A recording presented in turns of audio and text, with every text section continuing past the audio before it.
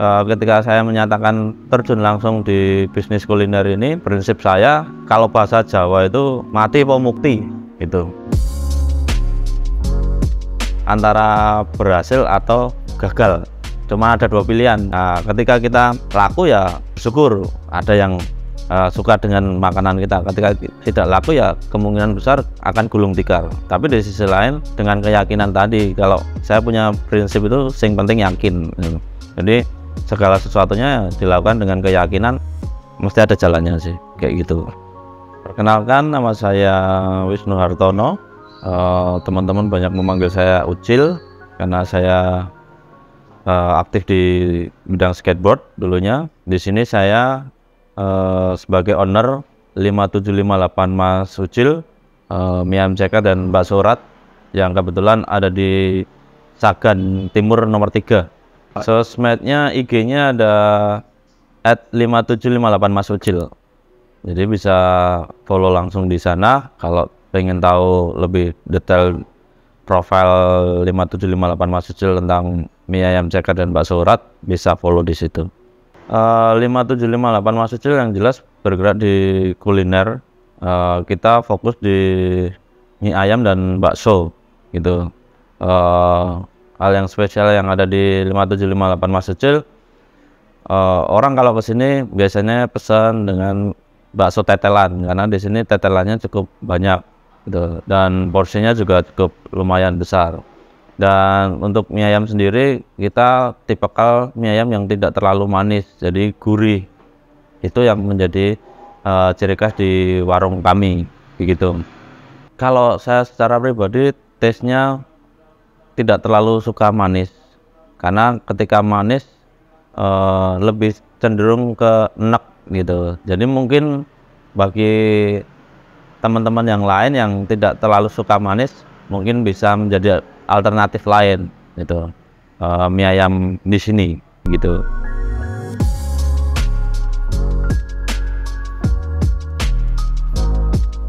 Saya lulusan di D3 Teknik Mesin, yang jelas tidak ada hubungan dengan kuliner, tapi karena keadaan yang akhirnya ya mau nggak mau harus terjun secara langsung untuk tahu basic awal kuliner itu seperti apa dan cara pemasarannya itu seperti apa. Jadi secara ijazah itu hanya sekedar selembar kertas, tapi untuk proses di kehidupan nyata lebih berbeda dengan ijazah gitu. Cuman itu menjadi bekal, karena di dalam kuliner pun juga ada alat-alat atau mesin yang digunakan untuk mengolah gitu. Jadi sedikit banyak ketika mesin trouble saya bisa menghandle gitu, tidak perlu diserviskan ke luar, tapi kita bisa handle sendiri begitu. 5758 itu kalau dijawakan itu maju mapan, jadi maju mapan, bukan baca angkanya, tapi hurufnya maju mapan. Jadi doa yang ada di situ adalah ketika membangun usaha ini, biar usaha ini maju dan mapan gitu. Kalau Mas Ucil saya ambil dari panggilan-panggilan teman-teman terhadap saya supaya match aja sih. Jadi orang itu karena memang yang menggunakan 5758 kan banyak, cuman kan kalau yang pakai 5758 Mas Ucil ya cuman saya kan gitu.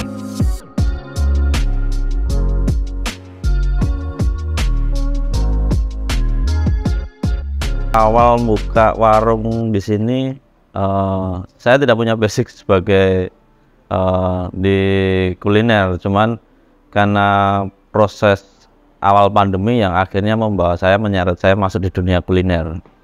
Karena memang ketika masa pandemi yang bisa bergerak itu hanya di bidang kuliner, karena memang ketika pandemi banyak orang nggak bisa keluar dan sebagainya, tapi mereka harus memenuhi kebutuhan pokok, terutama makan ya itu. Makanya jalan satu-satunya ya oke, kita buka bisnis kuliner. Tapi di sisi lain memang kita buka usaha ini dengan proses yang cukup panjang, karena berawal dari modal yang kecil, kita tabung, kita kita kumpulkan dan kita sewa tempat di sini di Sagan ini, dan ketika kita buka itu masih dalam keadaan yang sepi di wilayah sini karena awal pandemi pada saat itu. Tapi dengan ya proses berjalannya ini dan keyakinan yang ada kita jalani, ya puji Tuhan, alhamdulillah kita bisa berjalan sampai hari ini dengan proses yang cukup lumayan berat lah menurut saya gitu. Ya, kalau saya punya acuan, jadi ketika saya bikin usaha itu 4-6 bulan di awal itu saya cek bahwa warung ini berkembang atau tidak itu. Dengan cara apa gitu. Satu, kalau 4-6 bulan itu posisinya yang datang ke situ masih circle-nya sama, berarti kita tidak berkembang. Tapi ketika sudah lepas dari 4 bulan, circle-nya itu berubah dan ganti orang yang datang ke sini, itu berarti kita berkembang. Tapi kalau masih sama orang yang sama, berarti ya segmennya kita cuma itu saja.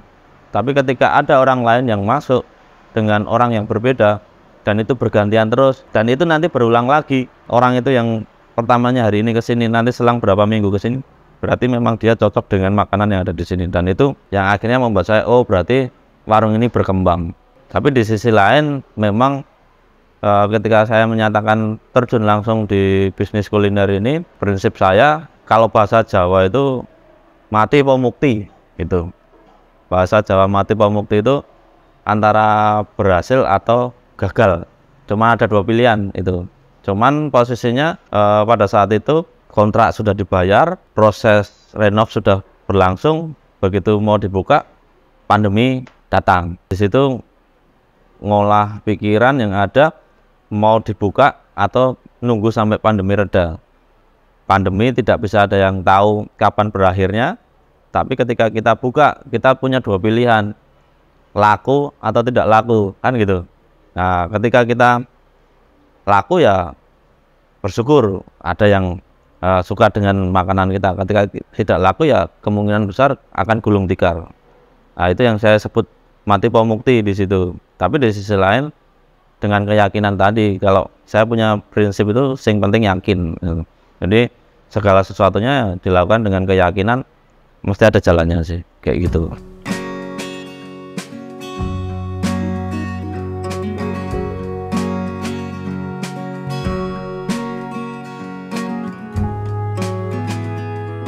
Pada saat itu dalam masa pandemi kita menggunakan pertemanan, jaringan pertemanan yang kebetulan basic saya itu kan di dunia skateboard. Jadi teman-teman skateboard itu mereka datang ke sini support di situ.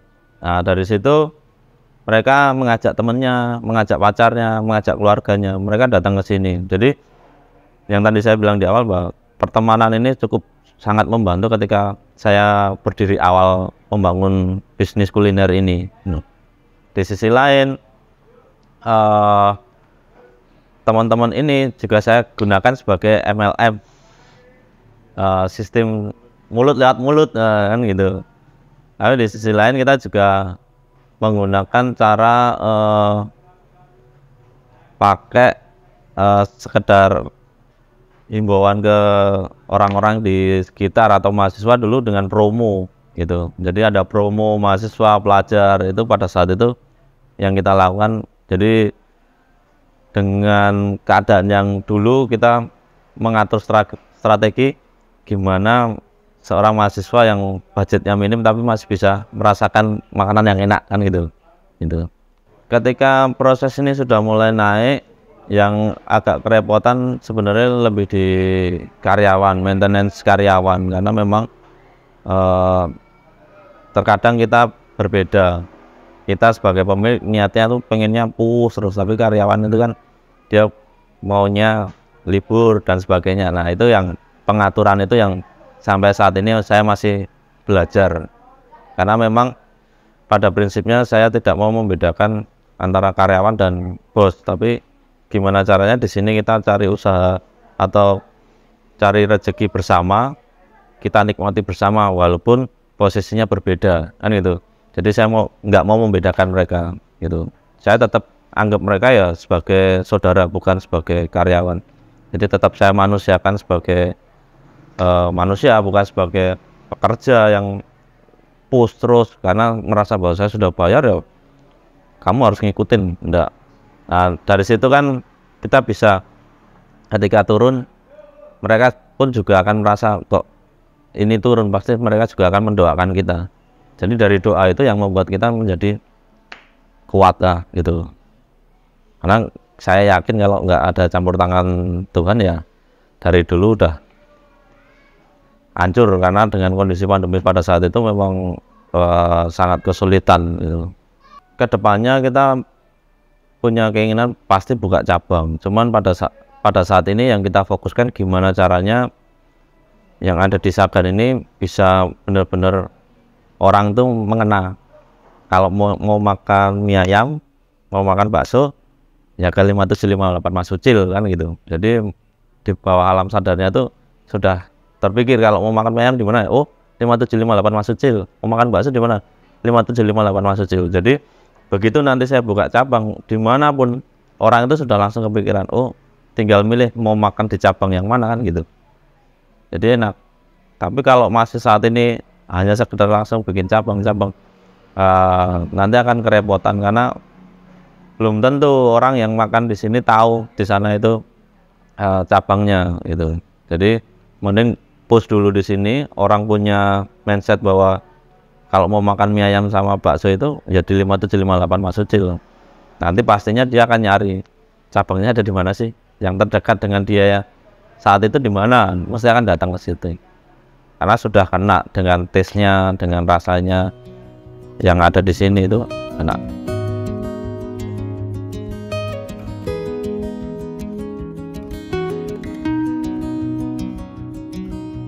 Perlu, karena ketika kita punya pembeda, orang itu langsung kena.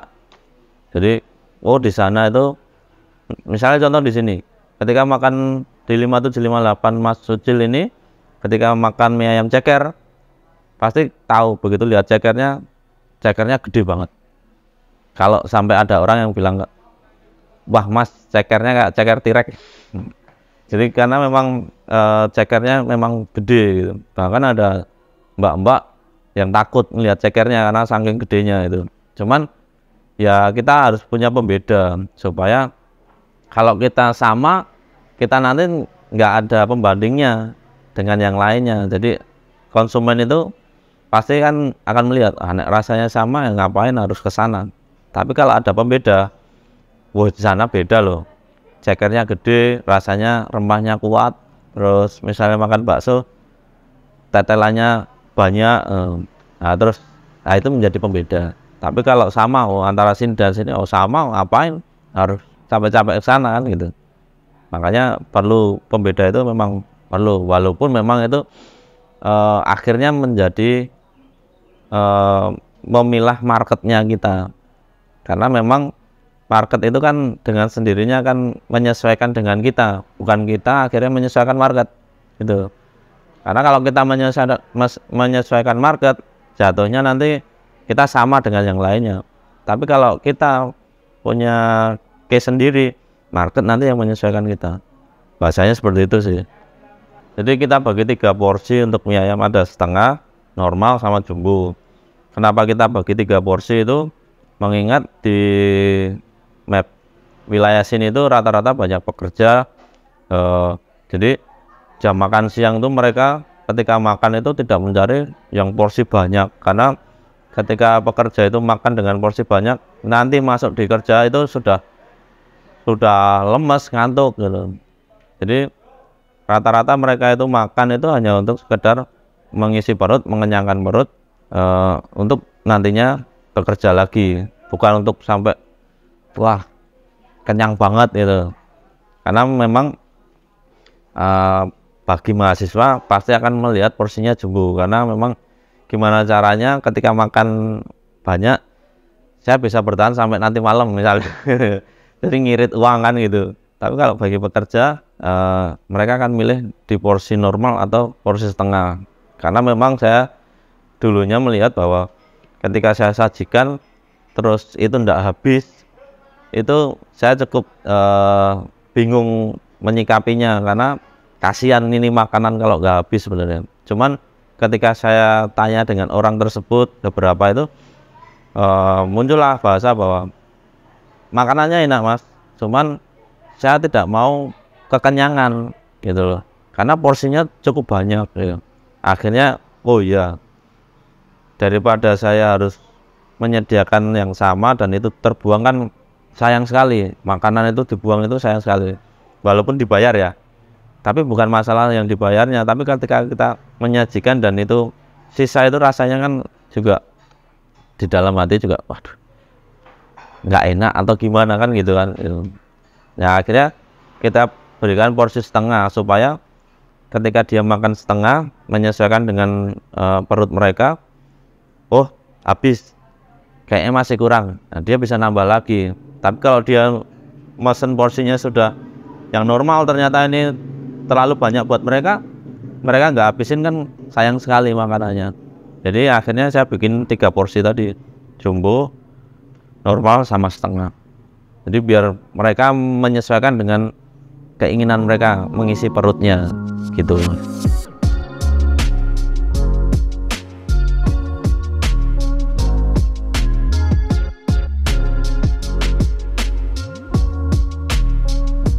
Pencapaian terbesar ya, pencapaian terbesar saya adalah ketika membuka usaha ini bisa menghidupin keluarga saya, walaupun itu masih jauh ya, maksudnya ketika kita menggantungkan hal yang tertinggi di dalam warung ini kan nggak akan ada habisnya, tapi dengan dari usaha ini bisa menghidupin keluarga saya itu saya sudah sangat-sangat bersyukur sekali, karena memang ya dari saya nyebrang dari teknik pindah ke sini itu ya memang prosesnya cukup panjang dan nggak nyangka juga sih sampai bisa seperti ini. Jadi makanya saya akhirnya bersyukur ya, karena memang setiap dari proses ini saya nikmatin gitu. Karena kalau kita bersyukur enak juga sih.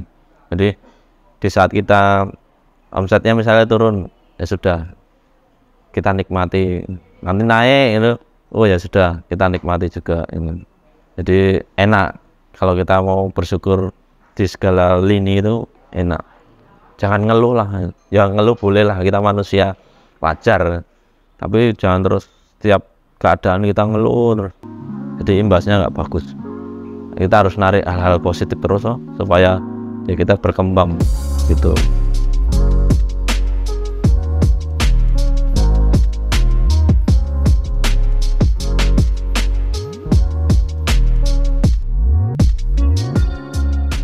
Pesan saya buat teman-teman muda, saya pun juga masih muda sih sebenarnya.